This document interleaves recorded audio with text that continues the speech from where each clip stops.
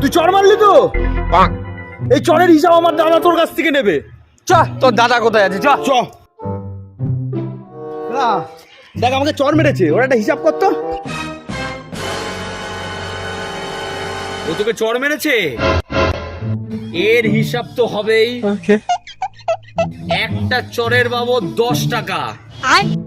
হ্যাঁ, একটা চড়ে 10 টাকা?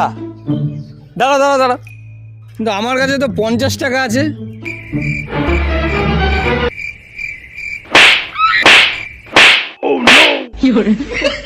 হয়ে গেল 5টা চড়, 50 টাকা।